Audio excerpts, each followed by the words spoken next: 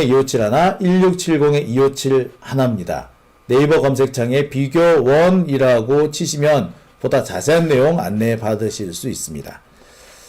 장영진 TV는 이 비교원으로부터 상당히 많은 도움을 받고 있습니다. 여러분들께서도 많이 이용해 주시기 바랍니다. 자, 오밤중 뉴스 함께하고 계신 지금 시각이 벌써 1시 다 돼가네요. 다음 순서 얼른 진행해야 되겠습니다. 자, 세 번째 주제로 넘어갑니다.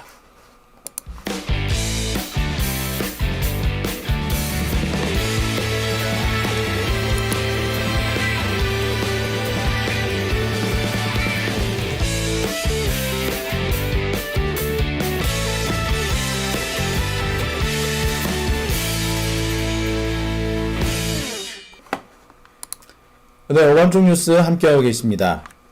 자, 이어서 외신이 준비되어 있습니다. 이거 외신? 아니, 국내 소식? 예. 자, 이경 전민주당 대변인과 함께합니다. 안녕하십니까? 네, 안녕하세요. 외신 아니고요. 제가 지난주에 이재명 대통령이 해외 순방으로 해서 4개국을 갔잖아요. 그래서 4개국에 갔을 때 무슨 성과를 얻어올까 예측을 하나 했었잖아요. 네. 이집트 하면은 수에즈 운하. 제가 빼놓을 수 없었죠. 대한민국이 K조선, 그쵸. K철도 최고다. 근데 이번에 K철도 얘기까지 나오진 않았지만 그래도 K철도가 가능성이 있는 그 장은 열어졌다라는 말씀 드립니다. 그래서 굳이 길게 말씀드렸는데요. 제가 예측한 게 맞았어요? 완전 맞았다. 오늘 자랑하러 오신 거군요. 자랑은 아니고요. 그래서 무엇을 예측을 간단하게 했는데 좀 구체적으로 들어가 보겠다라는 말씀 드리겠습니다. 그런데 시간이 이러니까 짤막짤막하게 그냥 머리에 쏙쏙 들어오시도록 그렇게 진행 빠르게 해보도록 하겠습니다. 네, 썸네일은 이렇게 나왔습니다. 이재명이 이집트에서 가져온 것 그냥 해외 순방이 아니었다. 인구 10억 세시자. 그렇죠. 이집트가 인구 10억이죠. 이집트 포함 옆에 주변까지 포함해서. 그렇죠. 예. 아랍권이 이렇게 상당히 인구가 많아요. 우리는 그렇죠. 아랍권에 대해 조금 도외시한다고 그래야 되나요? 좀 그런 게 있었는데, 사실은 아랍권이 엄청난 시장이에요. 도외시했다고 저는 생각하지 않고요. 예. 거기까지 신경 쓸 겨를이 없었다. 저 머리 잘리네요. 그것 좀 해주세요. 거기까지 신경 쓸 겨를이 없었다. 그러니까 이집트 하면 제가 그 지난주에 수에즈 운항, 그러니까 세계 물류의 12%가 수에즈 운항으로, 이집트 수에즈 운항으로 이제 지나가죠. 그렇죠. 그러니까 중동, 유럽, 또 아프리카 이 모두를 지정학적으로 3중 교차점이다라고 말씀을 드렸었어요. 네. 거기서 그때 제가 강조했던 것이 이제 K조선을 강조했었고, K철도 세계 상위권이다라는 걸 강조했었는데, 역시 이재명이었다. 훨씬 더 앞서 나갔습니다. K조선, K철도 저는 그런 해운 항만 물류철도 스마트 물류 시스템 이런 식으로만 제가 포커스를 맞췄는데, 역시 이재명이었다. 아니, 학교까지 설립한대요. 거기에요? 네, 한국대학교, 네, 한국대학교, 공대 같은 것을 대통령 영상 혹시 제가 보내드린 거 카톡으로 보내드렸는데 한번 볼까요? 그 영상이나 아니면은 장용진 기자께서 따로 한 영상이 혹시 있을까요? 네, 자료를 한번 보겠습니다. 네. 한국 기업은 수에즈온 현재 석유 화학 본장 사업을 시작할 것을 장려합니다. 이 분야에 한국의 기술 능력을 유익하게 이용될 것입니다. 이외에도 자동차 생산 기업과 주성 기업의 이집트 시장 내 존재를 확대할 것을 장려합니다. 이집트에 새로운 공장을 설립하고 이 분야에 이집트 정부가 마련해 놓은 투자 장려 환경을 이용하길 바랍니다. 우리는 또한 과학기술을 전문으로 하는 한국 대학교를 이집트에 설립할 것을 적극적으로 검토했습니다. 한국 교육 경험을 이용하기 위해 이집트 한국 학교를 설립 가능성에 대해 의논했습니다. 대한민국과 이집트는 이제 완전히 새로운 협력 관계를 구축하게 될 것입니다. 우리는 양국 관계 발전에 있어 양국 국민 간의 문화적 교류가 중요한 역할을 한다는 점에 공감하였습니다.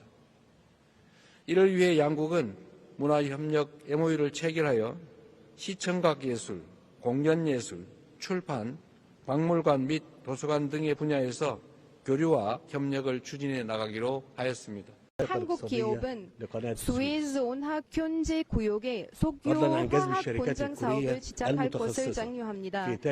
이 분야의 한국의 기술 능력을 유익하게 이용될 것 같습니다. 네, 그 아마 이제 통역하시는 분이 이제 이집트 분이신가요? 현지분인 것 같아요. 예. 그래서 조금, 통역은 예, 조금 이제 그 한국어가 조금 어색하긴 했습니다만. 너무 잘하지 않으셨어요? 네, 그래도 네. 대부분 다 무슨 말인지 다 알아들을 수가 있고요. 다 알아들었죠. 그러니까 이집트 특히 수에즈 운하 여기를 한국이 적극적으로 진출한다. 그러니까 거의 K조선을 말하는 것 같더라고요. 그리고 네. 공대도 새로 만들기로 했다. 그러니까 수에즈 운하면은 지금 문화 뭐 이런 것도 얘기를 했고 학교도 얘기했었고요.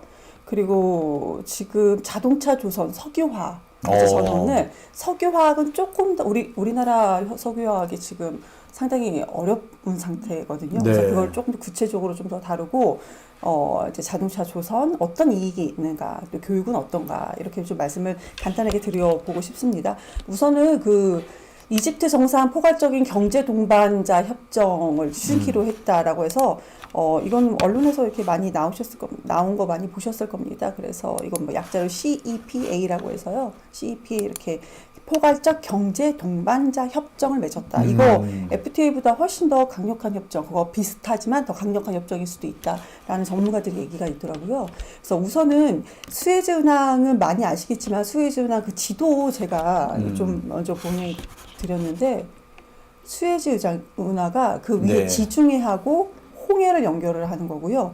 수에즈 운항이 아시아와 유럽을 예전에 1869년도부터 이게 지금 운하가 개통이 됐었대요. 근데 이게 만약에 없으면은 유럽에서 인도양까지 가는데 저 밑에 지도, 저 밑에 끝에 그 아프리카 네, 희망봉을 돌아가면은 약 9,000km로 돌아가야 된다고 합니다. 그렇죠. 네. 거기가 멀죠. 멀다란 말밖에. 그냥 멀다가 아니고 진짜 그냥 멀다가 아니고요. 진짜 한 30일 걸립니다. 그러니까 이제 한 달은 더 가야 됩니다. 근데 만약에 그러니까 수에즈 운항 유럽에서 인도양까지 예를 들어서 수에즈 운항이 없다. 그럼 돌아서 가면 한 달을 가야 된다고 합니다. 네. 근데 수에즈 운항가 있잖아요. 3, 4일 만에 끝납니다. 아이, 그렇게 그렇죠. 가깝다. 더 대륙 하나를 돌아가야 되는데. 그럼요. 멀다라고 말합니다만, 네. 멀다라고 말하기엔 너무 좀, 진짜 먼 거리죠. 진짜 멀죠. 그러니까 그 LCC 이집트 대통령도 얘기했듯이 아프리카, 중동, 유럽을 잇는 핵심 허브다, 여기가. 근데 그 핵심 허브 중에서도 아주 매우 그 핵심 허브, 운하 경제구, 수에즈 운하 경제구역이 있습니다. 네. 이집트 정부가 국가 전략 사업으로 밀고 있는 구역이에요. 네. 언론 거 보시면은 이집트 대통령이 뭐라고 했냐면요. 한번 읽어주시겠어요? 자, 한국 기업이 수에즈 운하 경제구역에 석유화학 공장 시작할 것을 장려한다. 자동차 생산 기업과 조선 기업의 이집트 시장 내 존재를 확대할 것을 장려한다. 그러니까 수입이 아니에요. 거기서 생산하라. 여기 와서 그것도 공장을 지어라. 이집트 정부가 국가 전략 사업으로 밀고 있는 그 수에즈 운하 경제구역에서 경제구역 거기 지금 수에즈 운하 딱 그 가운데 있잖아요. 거기에 네. 바로 붙어 있거든요. 거기에서 생산하라는 거예요. 이게 정말 중요한 내용인 것이 우리나라가 지금 석유화학 공장을 지을 데가 없어요. 이제는 더 이상 너무 오염이 심해가지고 그래서 이제 국내에서 그 생산을 줄이고 중국으로 갔는데 중국도 이제 슬슬 자국에서는 이제 환경보호를 시작하는 거야. 근데 중국은 환경보호도 시작하지만 아직까지는 지금 현재 그건 약간 좀 미래에 좀 그런 가능성이 충분히 농후한 거고요. 지금은 중국이 대량 물량으로 대량 물량으로 쏟아내고 있기 때문에 우리가 좀 불리하죠. 경쟁이 안 우리는 돼요. 지금 제가 말씀드리겠지만 거의 문을 닫고 있는 상황. 그러니까 사실 원래 우리가 중국에 투자를 해서 중국에 그래서 만들어진 거거든요. 근데 네네. 중국한테 다 뺏겼어. 국영기업이 돼버려가지고. 네. 근데 우리로서는 다시 어딘가에 이런 생산 기지를 만들어야 될 필요가 있거든요. 그렇죠, 맞아요. 그런데 거기를 이집트를 간다는 거 아니야? 이집트가 오라고 했어요. 여기서 하라고. 그것도 수에즈 운하 경제구역 여기서 해라. 야, 이게 중요한 게 여기 이렇게 엄청난 되면은 겁니다. 아니 옆에 석유 생산지가 있잖아. 원료 생산지가 있잖아. 그렇죠, 그렇죠. 거기서 빼와가지고 시설한 다음에 완제품은 이제 이제 수에즈 운하를 통해서 전 세계로. 이집트가 또 얼마나 그 무역이 유통이 잘 되어 있겠습니까? 그 노선 따라서 그냥 그렇게 하면 됩니다. 그리고 자동차 가전 부품 같은 경우 석유화학 공장 같은 거 다 포함해서요.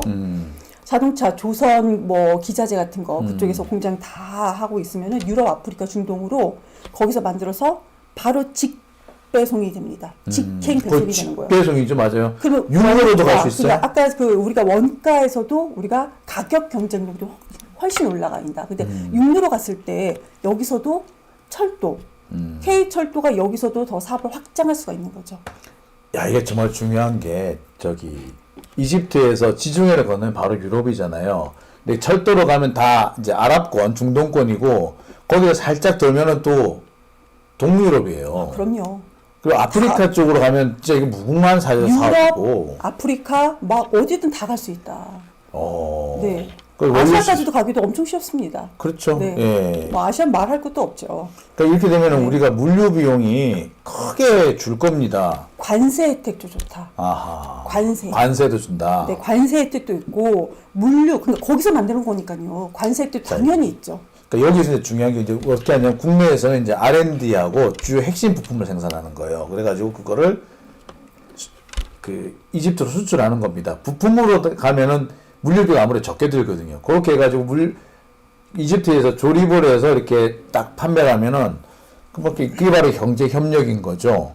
그럼요. 이게 아까 CPA인가요? 이게 자료가 뭐냐면 이제 포괄적 경제 동반자 협정. 예, 이게 그 단일 시장, 그 EU와 같은 단일 시장까지는 안 갔지만 네. 그렇지만 갑자기 생각 관세협정과는 또 다른 자유무역협정. 자유무역협정보다는 한 단계 그 FTA. 높은 네네. 중간쯤에 있는 거거든요. 그렇죠. 맞습니다. 네. 그러니까 이걸 이제 이집트하고 하기로 했다. 저 여기까지는 정말 생각도 못했어요. 그리고 우리 자동차, 뭐 조선 여기 와서 해라. 야. 여기 와서 공장 짓고 해라. 석유화하겠다 하겠지만 여기 와서 해라. 그러니까 그러니까 이점도 있는 거고 관세 혜택도 있는 거잖아요. 그러면은 중국, EU, 터키 등 경제국 대비 가장 경쟁력에서 가격 경쟁력에서 대한민국이 훨씬 우세합니다. 근데 대한민국은 기술도 우세합니다. 그럼 여기저기에서 가격 경쟁력도 좋고 기술도 우세한 대한민국을 부를 수밖에 없는 상황이다. 근데 이런 판을 만들어내는 참 대단하다는 생각이 듭니다. 이건 아마 기업들이 상당히 많이 요구를 했을 건데 이게 이집트랑 우리나라의 관계가 썩 좋지 않았거든요. 솔직히 말해서 이재명 대통령 처음 방문하셨다고 하면서 되게 좋아하시더라고요. 한 15년 전까지만 해도요. 이집트는 북한하고 가까운 나라였어요. 친북 국가예요. 친북 국가. 네. 그랬는데 이게 우리나라와 이렇게 거의 경제 동반자 협정까지 만들 정도면 이게 뭐 완전히 돌아섰다고 봐야 되겠죠. 이렇게까지 될 수 있었나 하는 생각이 들더라고요. 참 이재명 대통령은 왜 그런 게 있었어요. 그 지자 단체장 되었을 때 공무원들 똑똑한 사람 많다. 공무원들이 일을 할 수 있게끔 잘 해야 된다. 근데 이것도 이렇게 할 수 있는 우리나라 인재들이 이미 있었는데 이거를 선장이 누구냐에 따라서 배가 어디로 가느냐 그게 좀 차이였던 것 같아요. 이걸 단기간에 여기까지 기획을 할 수 있었을까라는 생각은 전 좀 이상하긴 한데요. 근데 참 대단하다. 그래서 이미 이런 기획을 할 수 있는 인재들이 우리 주변에 있었던 것 같습니다. 대한민국에는 그런 인재들이 있었는데 그 인재를 잘 활용한 것은 아닌가 하는 생각이 듭니다. 그리고 바로 그냥 교육으로 제가 이제 그건 보내지 않았는데요. 바로 교육으로 만약에 이제 좀 넘어가다 보면은 교육, AI 디지털 협력도 충분히 가능하다. 소프트 파워 인재를 우리가 육성할 수 있다. 그것도 이집트에서 할 수가 있는 건데 거기서 과학기술특화 한국대학교 그리고 그 부분을 이집트에서 설립하라고 얘기를 했어요. 그러니까 한국형 공대, 한국형 AI 대학이 거기 생기는 겁니다. 한국형 AI 대학이요? 네, 이집트에. 이집트의 한국형 그 공대, 한국형 AI 대학이 그 생기는 건데 이게 지금 보면은 한국식 커리큘럼으로 교육받는 구조가 되는 거잖아요. 그렇죠. 한국식 커리큘럼으로 한국 기업이 이집트에 다 나가 있습니다. 얼마나 부품회사, 그러니까 하청업체까지 많이 나가 있을 거예요. 그때는 필요하기 때문에 다 나가 있습니다. 그럼 기업이 현지에서 채용할 수 있는 인재를 한국 친화 인재를 이집트 국가에서 길러낼 수가 있는 거고 또 한국 대학생들이 한국 대학과 교류해서 또 같이 더 성장할 수도 있는 그런 구조가 만들어지는 겁니다. 괜찮네요. 이거 이게 사실 이집트 쪽에 우리가 이제 교류가 없어서 망정이지, 사실은 그 이집트 쪽이라는 여기 상당히 좋은 어떤 그 전진 기지였어요. 그럼요. 근데 이번에 그 순방을 사실 처음 가는 거라 의미가 있다라고 생각했는데, 이렇게 큰 성과를 얻어냈네요. 대학이 만들어지면 그 AI나 디지털 쪽에 한국, 이집트 뭐 공동 프로젝트가 또 성사가 되게 되어 있습니다. 그렇죠. 근데 거기서 끝나는 게 아니죠. 이집트 자체는 지리적으로 아프리카, 중동 다 아주 가깝잖아요. 그죠. 그러면 대한민국의 무슨 AI 뭐 공동 프로젝트라든 것이 아프리카나 중동 또는 제3국으로 확장된다고 저는 무조건 생각합니다. 그렇잖아요. 그럼 그럴 수밖에 없다. 그런 구조잖아요, 그거는. 우선 먼저 가서 거기 현지에서 무언가를 생산하고 선점하고 그러니까. 네. 인재도 키우고. 그러니까 이런 우리 학교 여기 와서 당신들 그 기술로 당신 대학교를 여기 그 대한민국의 대학교를 이집트에다가 지어달라고 어떻게 이런 일이 있을 수 있습니까? 저는 정말 깜짝 놀랐습니다. 예. 큰 성과를 거둬온 겁니다. 이렇게 지금까지 상상을 하기 어려웠던. 네네. 그러니까 사실 우리가 중동에 진출한다 얘기했지만 기껏 해야 중동의 석유를 우리가 좀 더 싸게 사오는 방법. 네네. 뭐 이런 정도였고, 최근 들어서 K 방산이 조금 진출하고 있었던 정도인데, 그렇죠. 그게 아니라 아예 이제 거기 훨씬 뛰어넘어서 이집트, 그러니까 중동에 우리 어떻게 보면 전진 기지를 하나 만들었다. 그렇죠. 그것도 이제 뭐 산업이라든지 그 뭐 자동차, AI까지, 그리고 이제 교육까지 전진 기지를 만들었다. 우리나라가 이제 아프리카까지. 이렇게 되면 우리나라 일자리가 그래서. 늘어나는 거예요. 그럼요. 예. 지금 이게 다른 얘기 같이 나 먼 나라 얘기처럼 들리고, 뭐 그러면은 뭐 이집트만 좋은 거 아니야 이렇게 하시는 분인데, 아니요. 여기 우리나라 사람들이 취업을 갈 수 있다니까. 그러니까 우리가 그렇죠. 제2의 중동붐 이런 얘기를 하는데, 맨날 제2의 중동붐 하는데 기껏 해봤자 뭐 건설 이런 얘기를 하더라고요. 아니요. 이제는 가면은 우리나라 사람의 문화라든지 또 우리나라 사람들이 교육이라든지 이런 그렇죠. 사회와 이런 문화 역사를 이렇게 접목하러 가는 거거든요. 아프리카, 중동, 그리고 제3국으로 대한민국이 주도권을 가지고 많은 청년 인재들이 확장돼서 나갈 수가 있다. 왜냐하면 대한민국의 거기에서 기술력을 가진 대한민국의 기업들이 거기 털을 잡고 있잖아요. 그럼 충분히 됩니다. 이게 사실 우리나라도 이제 지금은 국내에서의 일자리는 앞으로 창출이 힘들 거예요. 그리고 국내에서 창출되는 일자리는 소비형일 겁니다. 그러니까 우리나라 경제가 탄탄하게 되려면 생산을 해야 되는데, 생산을 하는 기지는 결국 해외로 나갈 수밖에 없거든요. 근데 해외에 그냥 나가 있으면 우리는 그냥 그쪽 나라 좋은 일만 해주는 겁니다. 이때 우리가 인력이 같이 진출해서 뭔가를 해오게 된다면, 그쵸? 취업 문제도 해결이 되고, 그럼요. 또 우리나라의 경제 구조도 단단하게 만들고. 네, 맞습니다. 문제는 그 나라하고 어느 정도 사이가 좋으냐의 문제인데, 이 문제를 이제 이재명 대통령이 해결해 준 거죠. 그렇죠. 그런데 또 이집트 그 정상이 그 다음에 보시면 거기 있습니다. 그러니까 한반도와 중동 평화 촉진자 역할을 하자 이렇게 얘기를 했는데요. 평화 촉진자, 그러니까 한반도와 중동의 평화 촉진자 역할을 하자라고 얘기를 했어요. 그러면 정치 안보 레버리지는 당연히 형성이 되는 건데, 그것뿐만 아니고요.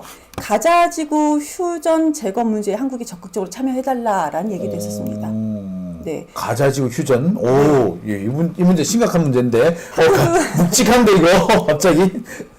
한국이요, 이집트뿐만 아니고 한국도 같이 군사 강국이잖아요. 이집트도 그러고 한국도 그러고요. 군사 강국인데, 지금 가자지구 휴전 제거 문제에 대해서 한국도 같이 하자라고 한다면, 한국은 그래도 무기를 판 국가 아니겠습니까? 그런 이미지가 아직은 있어요. 무기를 판 국가입니다. 그런데 같이 협력, 그러니까 평화 촉진자가 만약에 된다면 한국에 대한 대한민국의 이미지가 전혀 여기서 또 달라질 거라고 합니다. 무기는 팔았지만 무기만 파는 나라가 아니다.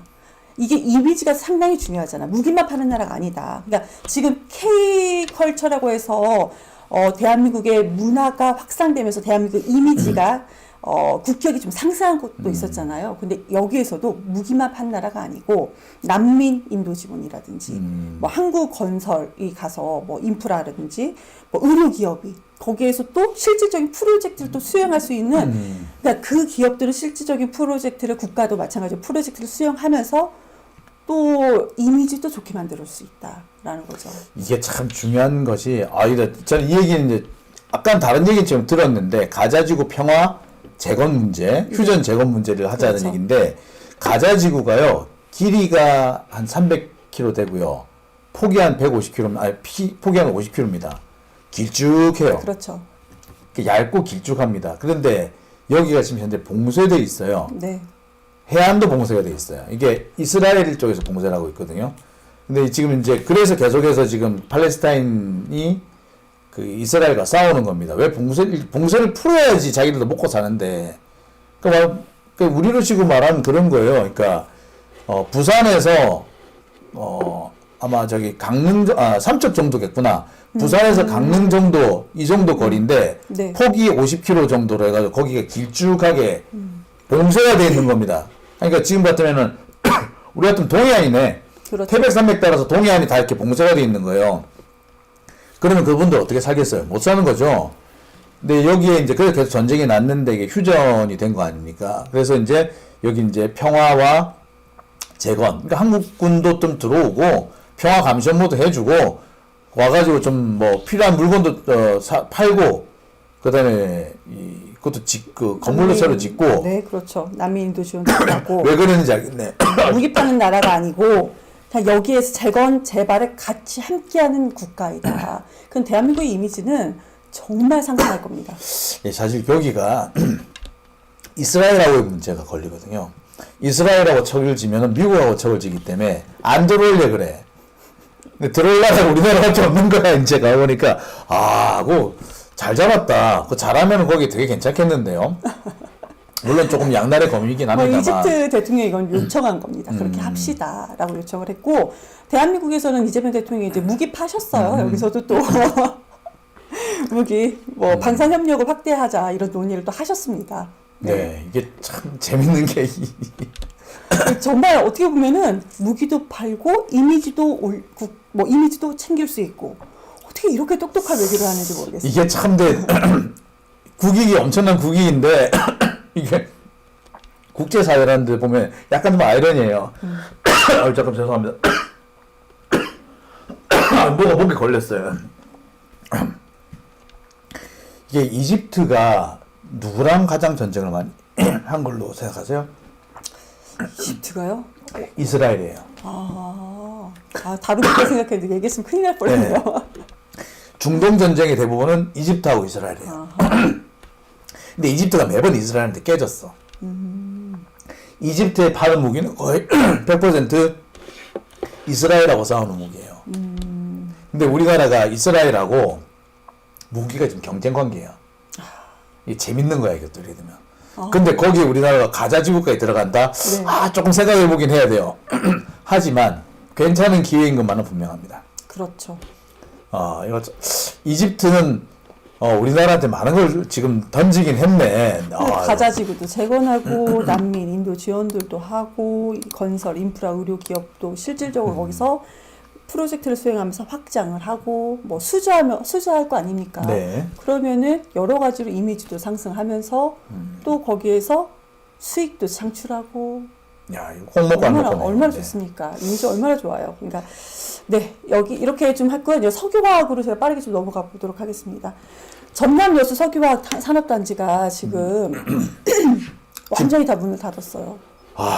거기가 네. 여러 가지 좀 문제가 있죠. 중국발 그 저가로 공급 과잉이 일어나서 문을 완전히 닫았다. 여기 보면은 제가 그 제목을 좀 드린 게 있는데 석유화학 저가 공세의 대기업, 중국의 저가 공세의 대기업마저도 휘청한다.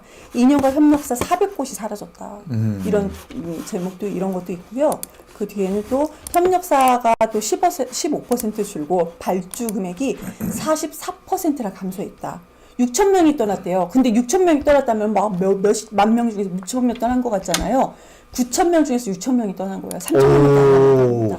근데 이게 또 무시 못하는 것이 이게 6천 명은 인력이 떠난 거고요. 네네. 이 사람들이 떠나서 가족들도 같이 떠났다는 다 떠난 얘기거든요. 거죠. 여기는 인력만 따져서 6천 명이 그러면은 직접 고용 인력, 직접 정주 인력을 하면은 한 3, 4만 명이 떠났다는 얘기예요. 어마어마하게 떠난 거죠. 그러니까 지금 여수 석유화학 산단에 그 야. 3대 대기업이 있대요. 그 중에서 저는 여천 NCC가 큰지 몰랐었어요. 여기가 어우. 대기업인데 올 들어 3분기까지 적자만 9,700억 원. 거의 1조예요.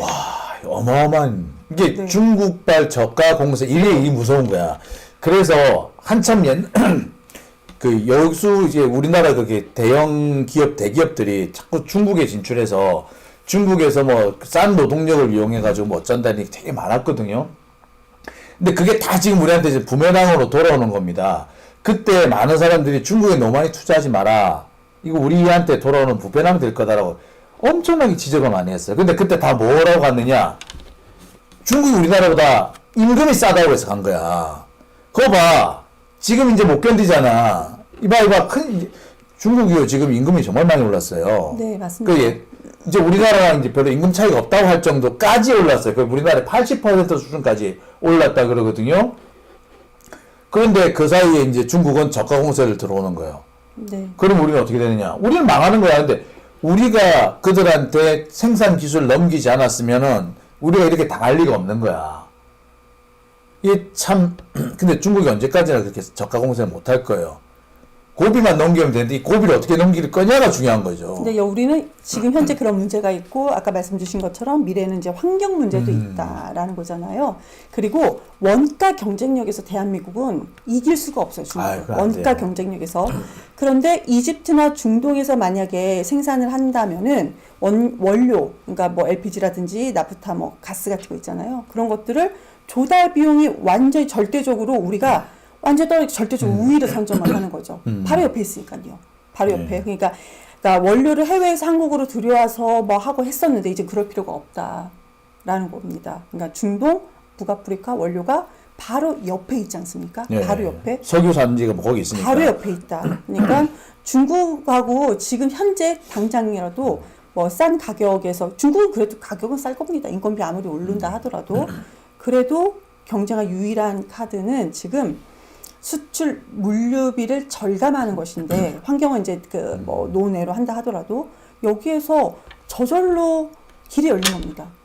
방법이 없으니 저절로 길이 열린 거예요. 그렇네요. 네. 이게 정말 중요한 게 원유를 가져오잖아요. 근데 우리나라 원유를 가져와 가지고 여기서 여수에서 이렇게 정제를 하고 이렇게 생산한 겁니다. 근데 이제 이게 아니고 원유 정제는 그 이집트에서 하는 거예요. 그래가지고 그렇죠. 우리는 이제 그 중간 원료, 중간 원료 단계로 가지고 옵니다. 그래서 여수에서 3차 최종 가공을 이렇게 하는 방향으로 할 거예요. 이렇게 되면은 물류비용이 확 줍니다. 확 줄어요. 그러니까 원료를 원유를 가져온 다음에 만약에 10개를 가져와야 된다고 하면은 이렇게 중간 가공품 단계로 들어오면은 절반 이하, 3분의 1 이하로 줄여서 가져오기 때문에 물류비용이 완전히 줄 겁니다. 그러면 중국하고 경쟁이 어느 정도 가능하죠. 그렇죠. 그리고 수에즈나 경제 구역에서 이것을 생산을 하게 된다라고 한다면은 세계 수출 거점도 확보할 수 있다라는 그죠? 말씀을 드립니다. 원료가 당연히 싸게 들어오는 거잖아요. 그런데 수출 판로까지도 세계적으로 뻗어나갈 수 있는 거점을 완전히 확보하는 거다라는 말씀을 드립니다. 그러니까 그 수에즈 운하 자체가 뭐 아프리카, 중동, 유럽을 잇는 그 허브 핵심이라고 이미 그 이집트 대통령이 얘기를 했잖아요. 이것 또한 사실인 거고요. 그러면 우리가 메이드 인 이집트로 제품을 만들어요. 메이드 인 이집트로. 한국 기술력으로. 한국 회사가 메이드 인 이집트로 그 제품을 만들게 된다면은 아까 말씀드렸던 관세에서도 큰 혜택을 보겠지만 이게 또 EU, 뭐 아랍권, 아프리카 수십개의 경제 동맹이 체결되어 있잖아요. 이집트가요. 거기에 올라탈 수가 있는 거죠. 충분히 대한민국이 우리가 상상한 것보다 되게 어마어마하게 더 세계로 뻗어나갈 수 있는 길을 이재명 대통령이 집권한 지 몇 달 돼서 반년 정도 돼서 이걸 벌써 그 길을 열었다는 것이 저는 너무 소름 돋고 그래서 오늘은 다른 그 주제들이 좀 재밌는 것들이 몇 개가 좀 있긴 했었는데 이게 재미없어도 오늘은 꼭 이거를 다뤄야겠다라는 생각이 들었습니다. 네. 그리고 관세 인센티브 최단거리 수출할 수가 있는 거고 가격 경쟁력에서 우리가 정말로 우위점을 선점을 하는 거고요. 그러면은 우리 대한민국을 경쟁력으로 생각할 수 있는 국가가 앞으로는 어디가 될지 저는 오히려 그 국가를 찾아봐야 된다고 생각을 합니다. 네. 이재명 대통령이 그러면 이번에 상당히 그 성과를 냈는데 지지율이 좀 올랐나요? 지지율이 네 올랐죠. 리얼미터가 이재명 대통령 지지율이 그렇게 잘 나온 편은 아닌데 그죠. 그래도 지지율이 올랐습니다. 리얼미터 부정평가는 오히려 또 내려갔습니다. 전주 어허. 대비 0.7%포인트 부정평가는 내려가고요. 지지율은 올랐습니다. 근데 지지율이 오른 이유에 대해서 경제 외교 성과를 다들 꼽았습니다. 경제 외교 성과다 이렇게 올랐고요. 근데 30대에서 변화가 나타났어요. 30대 이재명 대통령 그렇게 지지하지 않았었거든요. 안 좋아하죠. 네, 근데 30대에서 8.9%포인트 상승을 했다라는 겁니다. 30대. 그리고 20대와 70대에서도 약간 상승을 했습니다. 네. 그러니까 상승하지 않는 그 나이 연령대가 있었잖아요. 다 같이 상승을 했다는 겁니다. 근데 물론 정당 민주당이 지금 지지율이 높기는 해요. 근데 민주당도 지지율이 올라갔고 국민의힘도 지지율이 약간 올라갔다고 합니다. 근데 뭐 20대나 70대 이상은 국민의힘 지지를 좀 적극 지지자들은 국민의힘 지지를 하긴 했으나 그러나 적극 지지자층이 아닌 사람들이었는지 이렇게 20대, 30대, 70대에서 이재명 대통령은 지지율이 소폭 상승을 했다 말씀을 드리겠습니다. 특히 이제 30대에서는 상당히 많이 올라갔습니다. 우리가 그 영포티 막 얘기하면서 그 이제 뭐 그 진보 진영이라고 소위 지금 말하는 진보 진영 지금 솔직히 진보가 저는 없다고 생각을 하거든요. 네. 근데 소위 그냥 공격적으로 말하고 하자는 진보 진영 뭐 민주당 얘기할 거겠죠. 그러면서 영포티 남성들을 막 이렇게 비판하는 얘기들이 좀 많이 있었잖아요. 그런데 40대보다 오히려 30대에서 이재명 대통령 지지율이 올랐다라는 말씀을 드리겠습니다. 저는 이제 50대 중반에 들어서 영포티라고 그러면 좀 그래요. 근데 그 누가 그러더라고요. 영포티 공격은 계속 그쪽에서 하잖아요. 거기 막 팩트로 대답할 필요가 없다. 필요가 없어요. 얘기 하나. 근데 그 영포티라고 공격하는 애들이 20대 그 이제 남성들 커뮤니티에서 이렇게 공격을 하거든요. 네. 그럼 그들이 좋아하는 사람이 그 이준석입니다. 이준석이 만으로 해도 40. 니네들이 말하는 영포티가 이준석이야. 그러네. 네, 그걸 알았습니다. 영포티 이준석 말하는 거죠? 하면 끝난다. 이런 얘기를 또 하더라고요. 뭐 정확하네요. 뭐 이준석이 이제 만으로 해도 영포티야. 그런데도 영포티 하고 있습니다. 그런데 30대에서 이재명 대통령의 지지율이 상당히 상승했습니다. 이게 해외 순방 나가서 윤석열 해외 순방 나가서 뭐 했는지 모르겠어요. 김건희 막 이상한 사진만 돌아다녔었잖아요. 그런데 이렇게 사진이 아닌 성과로 가져온 대통령입니다. 이러니 어떻게 우리가 잘 뽑았다 스스로를 뿌듯해하지 않겠습니까? 뿌듯해 해도 될 것 같습니다. 보니까 이게 이재명 대통령 지지율 지금 리얼미터에서 이렇게 지금 상승세를 보였는데, 자 대통령 지지율 하면은 제일 많이 할 수 있는 데가 이게 여기 보시다시피 여기가 바로 어디냐? 네, 모닝 컨설트입니다. 모닝 컨설트. 네, 모닝 컨설트에서 이재명 대통령 지지율이 나왔는데요. 1위 아니에요? 지난달까지 2위였는데 이번 달은 3위를 밀렸어요. 아이고야. 아니 그럼 근데 지지율은 살짝 올랐습니다. 누가 그럼 2등이냐? 다카이치 사나에. 일본 총리. 왜 그러죠? 일본 총리가 요새 아무데나 들이받잖아. 중국하고 들이받잖아. 죽으려고 들이받은 거죠. 예. 이래서 지금 다카이치 사나의 지지율이 62%까지 올랐어요. 그래서 아니 그 총리는 그 국내 정치만 생각하다가 지금 일본이 말아먹게 국제적으로 지금 너무 힘듭니다. 네, 우리나라의 올드 20하고 참 비슷해요.